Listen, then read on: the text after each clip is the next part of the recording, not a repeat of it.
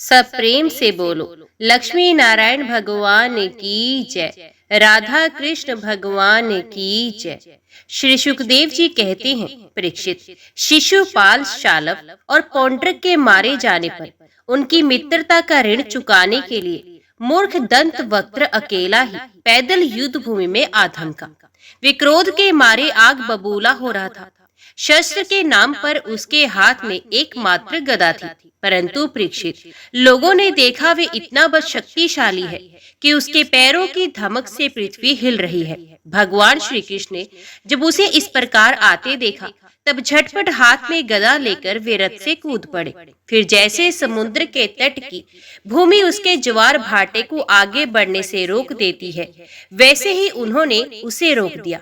घमंड के नशे में चूर करुष नरेश दंत वक्त्र ने गदा तानकर भगवान श्री कृष्ण से कहा, बड़े सौभाग्य और आनंद की बात है कि आज तुम मेरी आंखों के सामने पड़ गए हो। कृष्ण, तुम मेरे मामा के लड़के हो, इसलिए तुम्हें मारना तो नहीं चाहिए, परंतु एक तो तुमने मेरे मित्रों को मार डाला है और दूसरे एक मुझे भी मारना चाहते हो, इसलिए मतिमन, आज मैं तुम्हें अपने वज्र कर्कश गदा से चूर चूर कर डालूंगा। वैसे तो तुम मेरे संबंधी हो, फिर भी हो शत्रु ही, जैसे अपने ही शरीर में रहने वाले को कोई रोग हो। मैं अपने मित्रों से बड़ा प्रेम करता हूँ, उनका मुझ पर ऋण है। अब तुम्हें मारकर ही मैं उनके ऋण से उऋण हो सकता हूँ। जैसे महावत अंकुश से हाथी को घायल करता है, वैसे ही दंत वक्त्र ने अपनी कड़वी बातों से कृष्ण को चोट पहुंचाने की चेष्टा की और फिर वे उनके सर पर बड़े वेग से गदा मारकर सिंह के समान गरज उठा। रणभूमि में गदा की चोट खाकर भी भगवान श्री कृष्ण टस से मस नहीं हुए। उन्होंने अपनी बहुत बड़ी कोमोद की गदा संभालकर उसे दंत वक्त्र के वक्षस्थल पर प्रहार किया। गदा की चोट से दंत वक्त्र को कलेजा फट गया, वे मुंह से खून उगलने लगा, उसके बाल बिखर गए, भुजाएं और पैर फैल गए, निदान निष्परान होकर वे धरती पर गिर पड़ा। जैसा कि शिशुपाल की मृत्यु के समय हुआ था, सब प्राणियों के सामने ही दंत वक्त्र के मृत शरीर से एक अत्यंत सूक्ष्म ज्योति निकली और वे बड़ी विचित्र रीति से भगवान श्री कृष्ण में समा गई। दंत वक्त्र के भाई का नाम था विदुरथ। वे अपने भाई की मृत्यु से अत्यंत शोकाकुल हो गया। वे क्रोध के मारे लंबी लंबी सांस लेता हुआ हाथ में ढाल तलवार लेकर भगवान श्री कृष्ण को मार डालने की इच्छा से आगे आया। राजेंद्र, जब भगवान श्री कृष्ण ने देखा अब वे प्रहार करना ही चाहता है, तब उन्होंने अपने शूरे के समान तीखी धार वाले चक्र से किरीट और कुंडल के साथ उसका सर धड़ से अलग कर दिया। इस प्रकार भगवान श्री कृष्ण ने शालक, उसके विमान शोक, दंत वक्त्र और विदुरथ को, जिन्हें मारना दूसरों के लिए अशक्य था, मारकर द्वारकापुरी में प्रवेश किया। उस समय देवता और मनुष्य उनकी स्तुति कर रहे थे। बड़े बड़े ऋषि मुनि, सिद्ध, गंधर्व, विद्याधर और वासुकी आदि महानाग, अप्सराएं, पितृ, यक्ष, किन्नर तथा चारण उनके ऊपर पुष्पों की वर्षा करते हुए उनके विजय के गीत गा रहे थे। भगवान के प्रवेश के अवसर पर पूरी खूब सजा दी गई थी और बड़े बड़े वृषणवंशी यादव वीर उनके पीछे पीछे चल रहे थे। योगेश्वर एवं जगदीश्वर भगवान श्री कृष्ण इसी प्रकार अनेकों खेल खेलते रहते हैं। जो पशुओं के समान अविवेकी हैं, वे उन्हें कभी हारते भी देखते हैं, परंतु वास्तव में तो वे सदा सर्वदा विजयी ही होते हैं। एक बार बलराम जी ने सुना कि दुर्योधन आदि कौरव पांडवों के साथ युद्ध करने की तैयारी कर रहे हैं। वे मध्यस्थ थे, उन्हें किसी का पक्ष लेकर लड़ना पसंद नहीं था, इसलिए वे तीर्थों में स्नान करने के बहाने द्वारका से बाहर चले गए। वहां से चलकर उन्होंने प्रभास क्षेत्र में स्नान किया और तर्पण तथा ब्राह्मण भोजन के द्वारा देवता, ऋषि, पितृ और मनुष्यों को तृप्त किया। इसके बाद वे कुछ ब्राह्मणों के साथ जिधर से सरस्वती नदी आ रही थी उधर ही चल पड़े। वे पृथुदक, बिंदुसर, तीर्थकूप, सुदर्शन तीर्थ, विशाल तीर्थ, ब्रह्म तीर्थ, चक्र तीर्थ और पूर्व वाहिनी सरस्वती आदि तीर्थों में गए। तदंतर यमुना तट और गंगा तट के प्रधान प्रधान तीर्थों में होते हुए वे नैमिषारण्य क्षेत्र में गए। उन दिनों नैमिषारण्य क्षेत्र में बड़े बड़े ऋषि सत्संग रूप महान सत्र कर रहे थे। दीर्घ काल तक सत्संग सत्र का नियम लेकर बैठे हुए ऋषियों ने बलराम जी को आया देख अपने अपने आसनों से उठकर उनका स्वागत सत्कार किया और यथायोग्य प्रणाम आशीर्वाद करके उनकी पूजा की।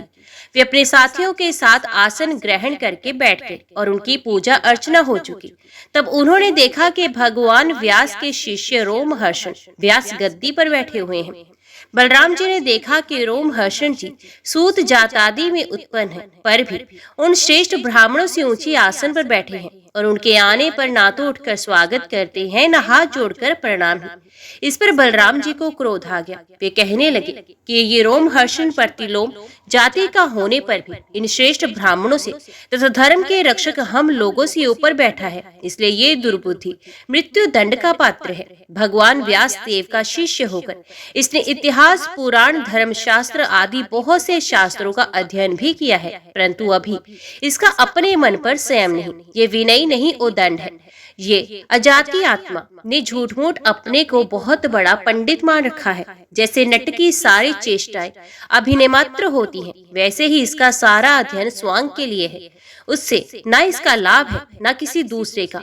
जो लोग धर्म का चिन्ह धारण करते हैं परंतु धर्म का पालन नहीं करते, वे अधिक पापी हैं और वे मेरे लिए वध करने योग्य हैं इस जगत में, इसलिए मैंने अवतार धारण किया है। भगवान बलराम यद्यपि तीर्थ यात्रा के कारण दुष्टों के वध से भी अलग हो गए थे, फिर भी इतना कहकर उन्होंने अपने हाथ में स्थित कुश की नोक से उन पर प्रहार कर दिया। वे तुरंत मर गए। होनहार ही ऐसी थी। सूत जी ने मरते ही सब ऋषि मुनि हाय हाय करने लगे। सबके चित्त खिन्न हो गए। उन्होंने देवादिदेव भगवान बलराम जी से कहा, प्रभु आपने ये बहुत बड़ा धर्म किया। यदुवंश शिरोमणि सूत जी को हम लोगों ने ही ब्राह्मणोचित आसन पर बैठाया था और जब तक हमारा ये सत्र समाप्त ना हो जाए तब तक के लिए उन्हें शारीरिक कष्ट से रहित आयु भी दी थी। आपने अनजाने में ही ये ऐसा काम कर दिया जो ब्रह्महत्या के समान है। हम लोग ये मानते हैं कि आप योगेश्वर हैं, वेद भी आप पर शासन नहीं कर सकता, फिर भी आपसे ये प्रार्थना है कि आपका अवतार लोगों को पवित्र करने के लिए हुआ है। यदि आप किसी की प्रेरणा के बिना स्वयं अपनी इच्छा से ही इस ब्रह्महत्या का प्रायश्चित कर लेंगे तो इससे लोगों को बहुत शिक्षा मिलेगी। भगवान बलराम ने कहा, मैं लोगों को शिक्षा देने के लिए, लोगों पर अनुग्रह करने के लिए इस ब्रह्महत्या का प्रायश्चित अवश्य करूंगा। अति इसके लिए प्रथम श्रेणी का जो प्रायश्चित हो आप लोग उसी का विधान कीजिए। आप लोग इस सूत को लंबी आयु, बल, इंद्रिय शक्ति आदि जो कुछ भी देना चाहते हो मुझे बता दीजिए। मैं अपने योग बल से सबको संपन्न किए देता हूँ। ऋषियों ने कहा, बलराम जी आप ऐसा कोई उपाय कीजिए जिससे आपका शस्त्र, पराक्रम और इनकी मृत्यु भी व्यर्थ हो और हम लोगों ने उन्हें जो वरदान दिया था वे भी सत्य हो जाए। भगवान बलराम जी ने कहा, ऋषियों वेदों का ऐसा कहना है कि आत्मा ही पुत्र के रूप में उत्पन्न होता है, इसलिए रोमहर्षण के स्थान पर उनका पुत्र आप लोगों को पुराणों की कथा सुनाएगा। उसे भी अपनी शक्ति से दीर्घायु, इंद्रिय शक्ति और बल दे देता हूँ। ऋषियों इसके अतिरिक्त आप लोग और जो कुछ भी चाहते हो मुझसे कहिए, मैं आप लोगों की इच्छा पूर्ण करूंगा। अनजाने में मुझसे जो अपराध हो गया है उसका प्रायश्चित भी आप लोग सोच विचार कर बताइए, क्योंकि आप लोग इस विषय के विद्वान हैं। ऋषियों ने कहा, बलराम जी इलवल का पुत्र बलवल नाम का एक भयंकर दानव है। वे प्रत्येक पर्व पर यहाँ पहुँचता है और हमारे इस क्षेत्र को दूषित कर देता है। यदुनंदन वे यहाँ आकर पीप, खून, विष्टा, मूत्र, शराब और मांस की वर्षा करने लगता है। आप उस पापी को मार डालिए, हम लोगों को ये बहुत बड़ी सेवा होगी। इसके बाद आप एकाग्रचित्त से तीर्थों में स्नान करते हुए 12 महीनों तक भारतवर्ष की परिक्रमा करते हुए विचरण कीजिए, इससे आपकी शुद्धि हो जाएगी। परीक्षित पर्व का दिन आने पर बड़ा भयंकर अंधड़ चलने लगा। धूल की वर्षा होने लगी, चारों ओर से पीप की दुर्गंध आने लगी। इसके बाद यज्ञशाला में बलवल दानव ने मलमूत्र आदि अपवित्र वस्तुओं की वर्षा की। तदंतर हाथ में त्रिशूल लिए वे स्वयं दिखाई पड़ा। उसका डील डोल बहुत बड़ा था। ऐसा जान पड़ता मानो ढेर का ढेर कालिक इकट्ठा कर दिया हो।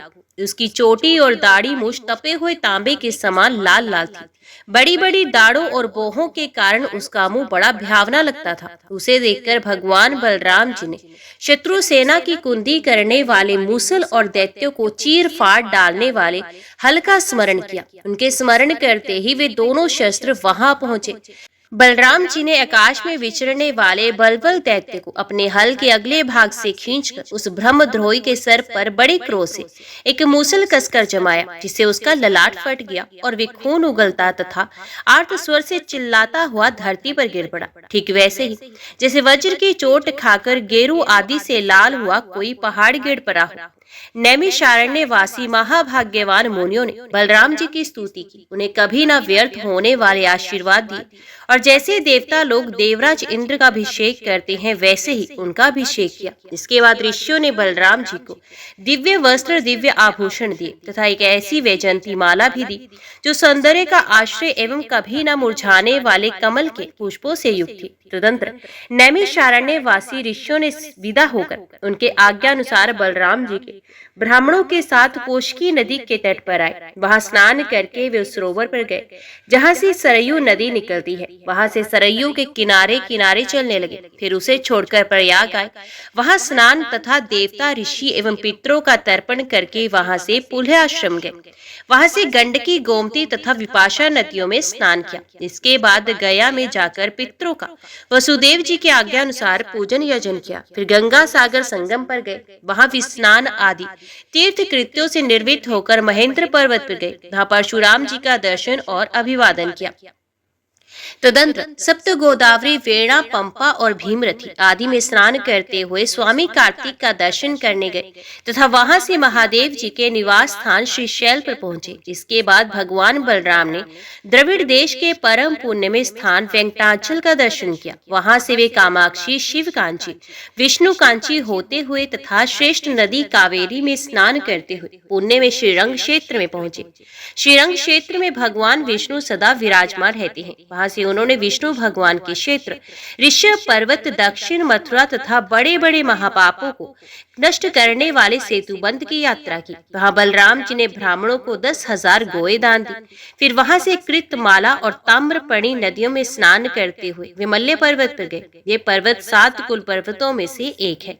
वहां पर विराजमान अगस्त्य मुनि को उन्होंने नमस्कार और अभिवादन किया। अगस्त्य जी से आशीर्वाद और अनुमति प्राप्त करके बलराम जी ने दक्षिण समुद्र की यात्रा की। वहां उन्होंने दुर्गा देवी का कन्याकुमारी के रूप में दर्शन किया। इसके बाद वे फाल्गुन तीर्थ अनंत शन क्षेत्र में गए और वहां के सर्वश्रेष्ठ पंचाप्रस तीर्थ में स्नान किया। उस तीर्थ में सर्वदा विष्णु भगवान का सानिध्य रहता है। यहाँ बलराम जी ने 10,000 गोए दान की। अब भगवान बलराम वहां से चलकर केरल और त्रिगर्त देशों में होकर भगवान शंकर के क्षेत्र गोकर्ण तीर्थ में आए। वहां सदा सर्वदा भगवान शंकर विराजमान रहते हैं। वहां से जल से घिरे द्वीप में निवास करने वाली आर्या देवी का दर्शन करने गए और फिर उस द्वीप से निकलकर शूरपारक क्षेत्र में यात्रा की। इसके बाद ताणी, तापी, पयोशनी और निर्विंध्या नदियों में स्नान करके वे दंडकारण्य में आए। वहां होकर वे नर्मदा जी के तट पर गए। परीक्षित, इस पवित्र नदी के तट पर ही माहिष्मती पुरी है। वहां मनु तीर्थ में स्नान करके वे फिर प्रभास क्षेत्र में चले गए। वहीं उन्होंने ब्राह्मणों से सुना कि कौरव और पांडवों के युद्ध में अधिकांश शत्रु का संहार हो गया। उन्होंने ऐसा अनुभव किया कि अब पृथ्वी का बहुत सा भार उतर गया। जिस दिन रणभूमि में भीमसेन और दुर्योधन गदा युद्ध कर रहे थे, उसी दिन बलराम जी उन्हें रोकने के लिए कुरुक्षेत्र जा पहुंचे। महाराज युधिष्ठिर, नकुल, सहदेव, भगवान श्री कृष्ण और अर्जुन ने बलराम जी को देखकर प्रणाम किया तथा चुप ही रहे। वे डरते हुए मन ही मन सोचने लगे, ये ना जाने क्या कहने के लिए यहाँ पधारे हैं। उसमें भीमसेन और दुर्योधन दोनों ही हाथ में गदा लेकर एक दूसरे को जीतने के लिए क्रोध से भरकर भांति भांति के पैंतरे बदल रहे थे।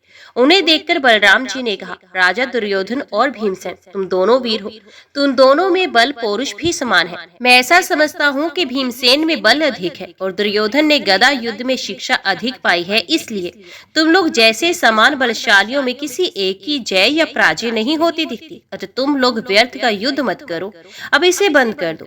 बलराम जी की बात दोनों के लिए हितकर थी, परंतु उन दोनों का वैर भाव इतना दृढ़ मूल हो रहा था कि उन्होंने बलराम जी की बात नहीं मानी। वे एक दूसरे की कटु वाणी और दुर्व्यवहारों का स्मरण करके उन्मत्त से हो रहे थे।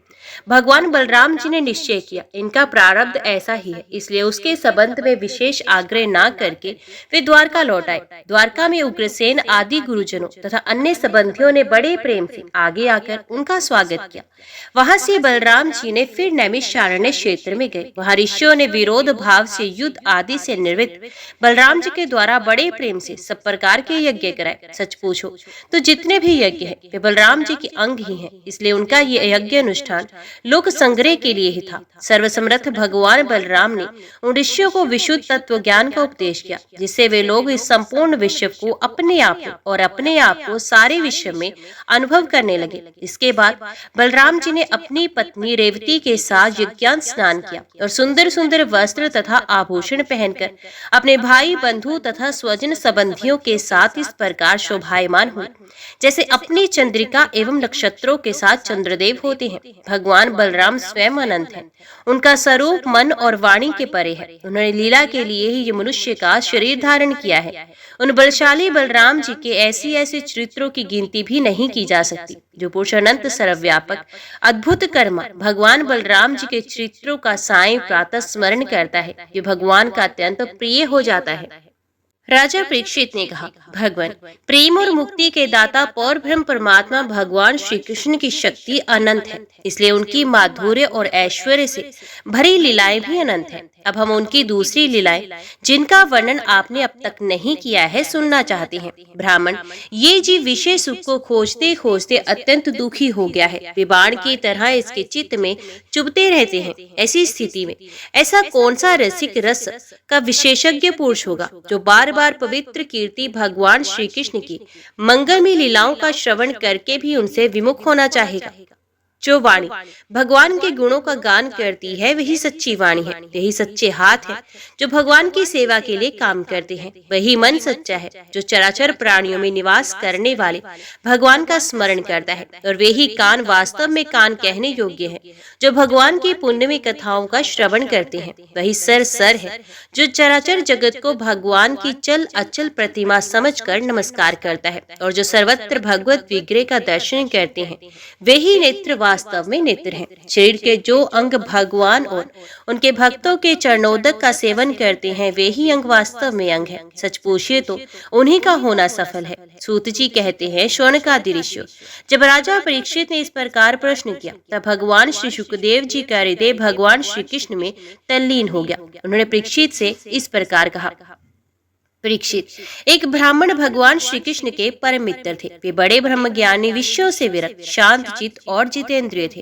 वे गृहस्थ होने पर भी किसी प्रकार का संग्रह परिग्रह न रखकर प्रारब्ध के अनुसार जो कुछ मिल जाता उसी में संतुष्ट रहते थे। उनके वस्त्र तो फटे पुराने थे ही, उनकी पत्नी के भी वैसे ही थे। वे भी अपने पति के समान ही भूख से दुबली हो रही थी। एक दिन दरिद्रता की प्रतिमूर्ति दुखिनी पतिव्रता भूख के मारे कांपते हुए अपने पतिदेव के पास आई और मुरझाए हुए मुंह से बोली, भगवान साक्षात लक्ष्मीपति भगवान श्री कृष्ण आपके सखा है, शरणागत वत्सल ब्राह्मणों के परम भक्त हैं, परम भाग्यवान आर्यपुत्र। वे साधु संतों के सतपुरुषों के एकमात्र आश्रय हैं। आप उनके पास जाइए। जब वे जानेंगे कि आप कुटुंबी हैं और अन्न के बिना दुखी हो रहे हैं तो वे आपको बहुत सा धन देंगे। आजकल वे भोज वृष्ण और अंधक वंशी यादवों के स्वामियों के रूप में द्वारका में ही निवास कर रहे हैं और इतने उदार हैं जो उनके चरण कमलों का स्मरण करते हैं। उन प्रेमी भक्तों को वे अपने आप तक का दान कर डालते हैं। ऐसी स्थिति में जगत गुरु भगवान श्री कृष्ण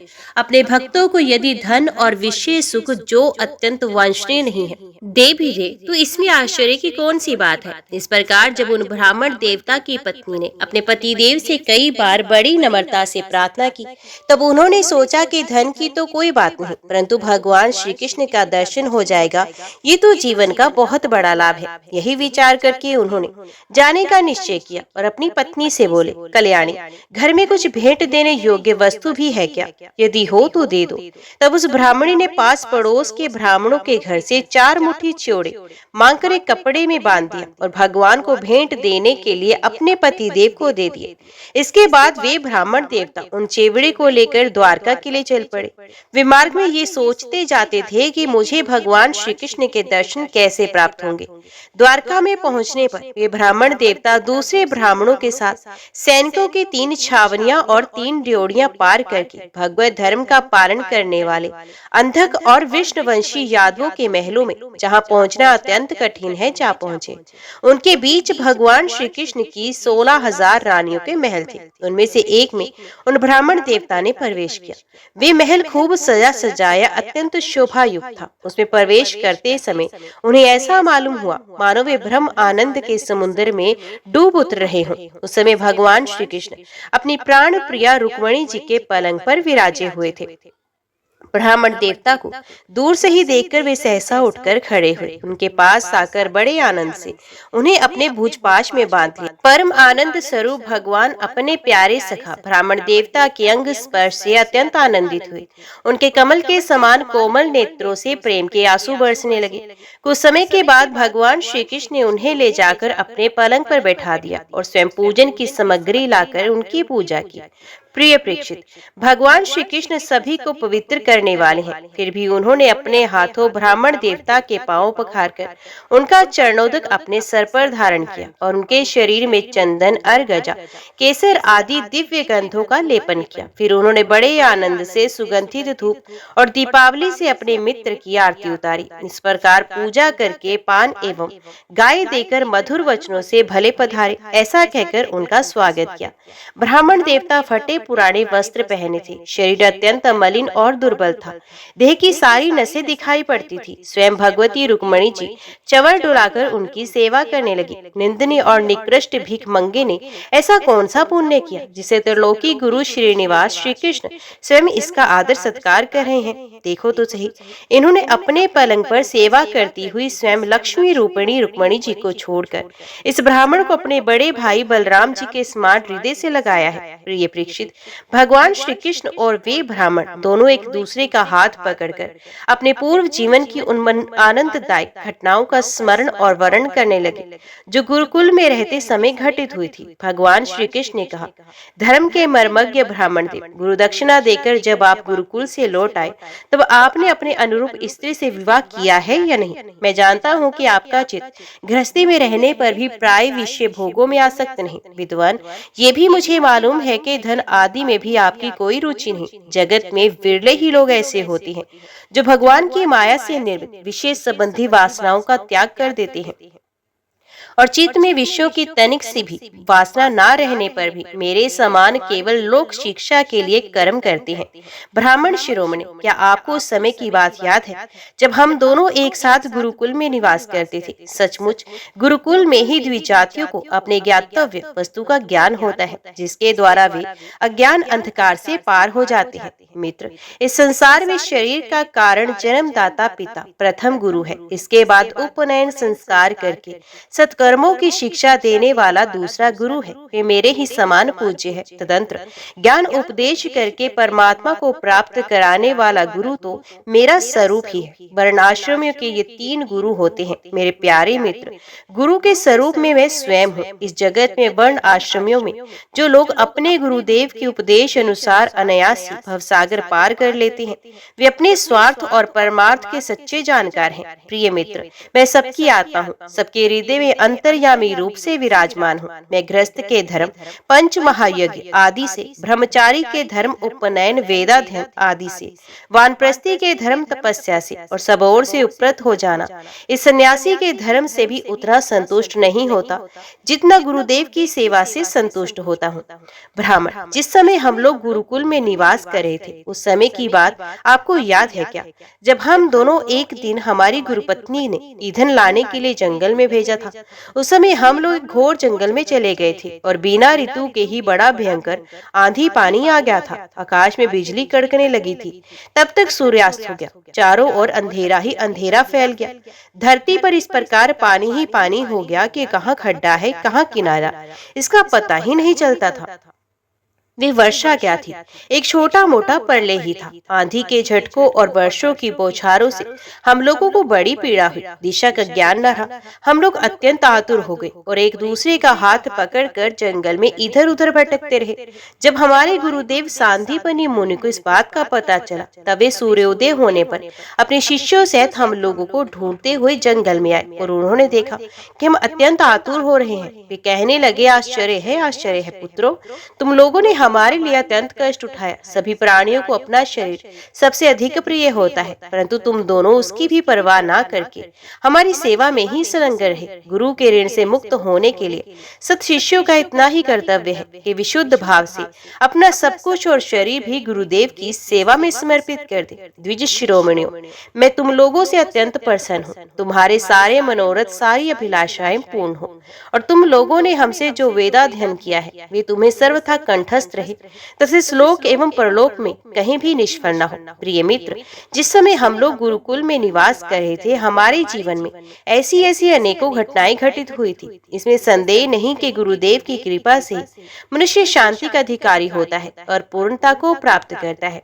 ब्राह्मण देवता ने कहा, देवताओं के आराध्य देव जगत गुरु श्री कृष्ण, भला हमें क्या करना बाकी है, क्योंकि आपके साथ जो सत्य संकल्प परमात्मा है, हमें गुरुकुल में रहने का सौभाग्य प्राप्त हुआ है। प्रभु, छंदोमय वेद धर्म अर्थ काम मोक्ष चतुर्विद पुरुषार्थ के मूल स्रोत है और वे हैं आपके शरीर। वहीं आप वेदाध्ययन के लिए गुरुकुल में निवास करें। ये मनुष्य लीला का अभिनय नहीं है तो और क्या है। ओम नमो भगवते वासुदेवाय नमः। जय श्री राधे कृष्णा। आज के वीडियो में इतना ही। उम्मीद करती हूँ वीडियो आपको पसंद आई होगी। वीडियो पसंद आई हो तो वीडियो को लाइक और चैनल को सब्सक्राइब जरूर कीजिएगा। जय श्री कृष्णा लिखकर कमेंट बॉक्स में अपनी हाजिरी और अपने सुझाव देना ना भूलेगा। तो मिलते हैं अगली कथा अगली वीडियो के साथ। तब तक के लिए देखते व सुनते रहिए। जय मां कंजर, जय माता दी।